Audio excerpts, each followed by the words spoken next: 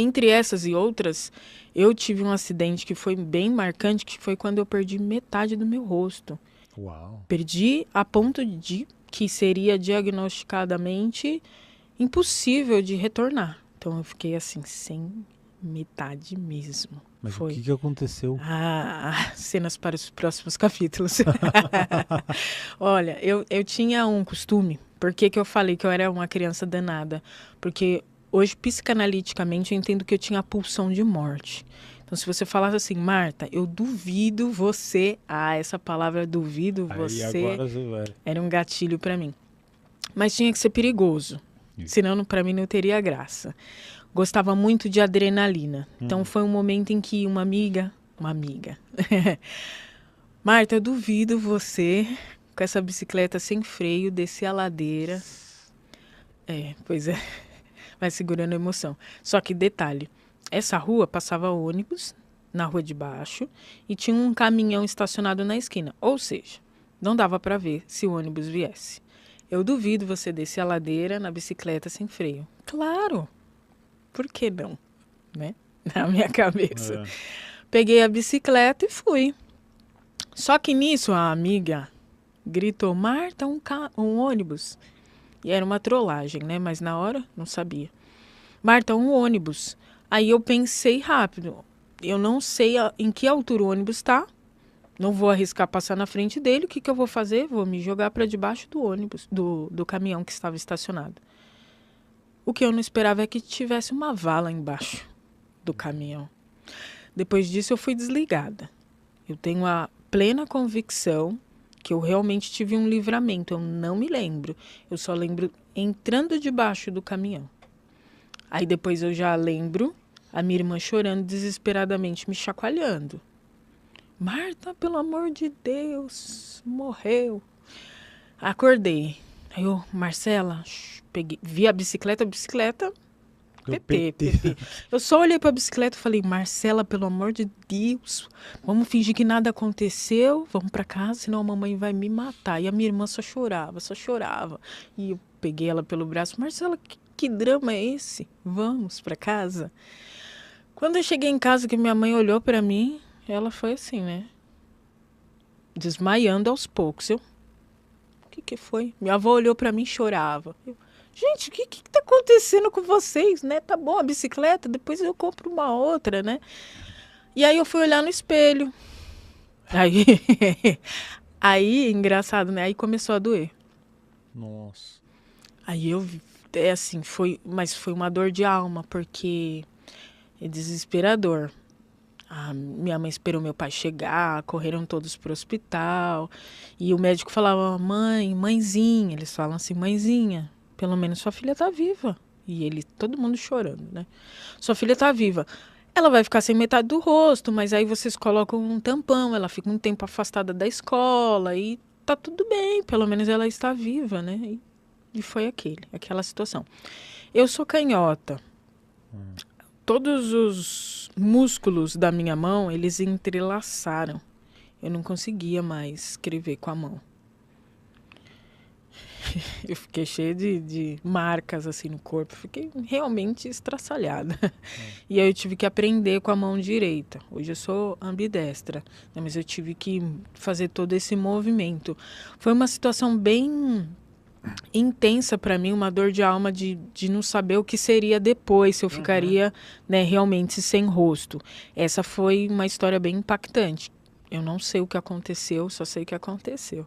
E você falou que foi do lado esquerdo que aconteceu Foi. isso, que seria o que eu tô vendo no vídeo aqui do lado. Não dá pra perceber nada. Não, hoje Então, não dá pra perceber nada. Não dá pra... E isso foi quantos anos atrás, mais ou menos? Eu tinha uns 12, 13. Eu creio que sim, por volta de 12, 13 anos de idade. E você chegou lá com o rosto pendurado lá, tudo esfolada. Tinha ficado tudo no asfalto, nem pendurado, assim, eu não vou nem descrever muito pelo não, seu pode rosto. até, a situação depois de imaginar, você chegou a ver osso, assim, essas sim, coisas, depois da camada da pele, tem uma parte que é a nossa gordura, que já vai chegar no osso. Tá. Tava nesse estágio, que é normalmente quando a medicina diz que não tem cicatrização, porque já está na gordura. Mas o que aconteceu? Um milagre? Ou a Ah, medicina estava muito avançada? aí vem o momento, não tem tratamento médico. Eu fiquei em casa, eu fiquei recolhida. E foi o momento que eu entrei em contato com a meditação, com a auto-hipnose, com a metafísica da saúde, com todo o que diziam como psicossomática, e eu Uhum. caí de cabeça nesses estudos. Sim.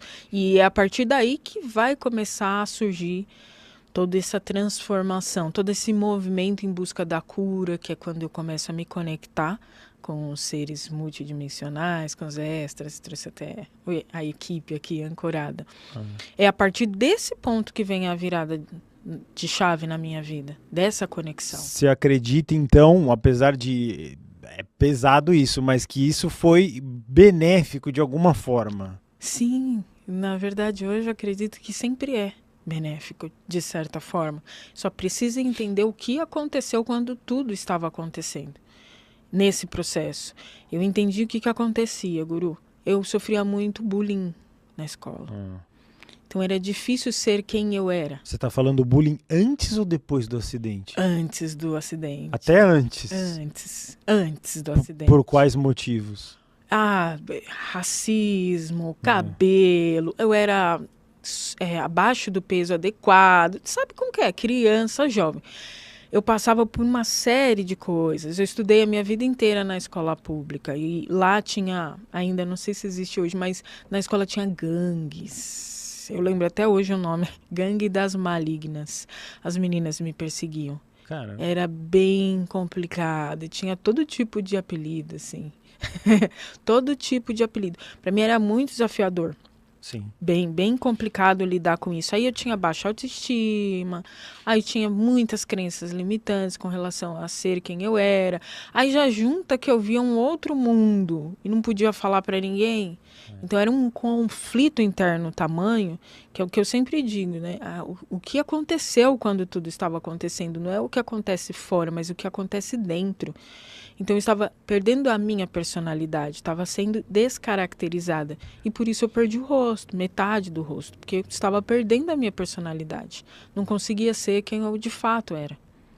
Então você já sofria bullying antes, que já era terrível. Sim. E aí depois, como é que foi? O acidente, e aí o pessoal também ia falar mais ainda, ou menos? Aí é que tá o grande benefício, Guru, que é o que eu falo, né? Às vezes na doença, às vezes na falta, é o que traz. Nós utilizamos isso como um manejo da vida. Então, sofri o acidente, eu fiquei afastada. Eu fiquei em casa. Eu parei de frequentar a escola, parei de frequentar alguns cursos, estudos. Eu fiquei em casa, enfurnada em casa, lendo, estudando. Eu estava bem, né, digamos assim, no auge, no melhor momento. Por quê? Porque ninguém me incomodava, ninguém me enchia o saco. É o ganho secundário que nós dizemos em psicanálise, que toda doença tem um ganho secundário. Você ganha algo com isso. Na questão de saúde, de relacionamentos, na questão de travas financeiras, você tem um ganho secundário. Então, uma pessoa que fica, às vezes, sem condições de algo, para alguém suprir essa necessidade, para chamar a atenção. Eu precisava dessa atenção do meu lar, da minha casa, menos pessoas me criticando, me punindo. Era uma punição. Você hoje, após alguns anos, né, desse ocorrido terrível, de dor física e na alma, que nem você falou, você acredita, você pode falar que sim ou que não, aqui eu não quero induzir a sua resposta, que esse foi uma espécie de férias pro bullying que você sentia, não é isso? Sim, foi isso que eu Aí você falou, que beleza, tô aqui toda quebrada, mas ninguém vai me encher o saco. Sim, exatamente isso, Guru, porque diferente do que as pessoas acham, no passado eu sempre fui extremamente tímida. Sim. Então se uma pessoa tímida, alguém olhar, já é incômodo. Imagina uma roda de pessoas, agora é a sua vez, né? Então essa timidez, ela foi tratada dentro de casa. Para mim foi um marco, foi o ápice, foi o auge. E algumas pessoas escondem isso internamente, mas por trás de uma dor elas encontram ali uma luz.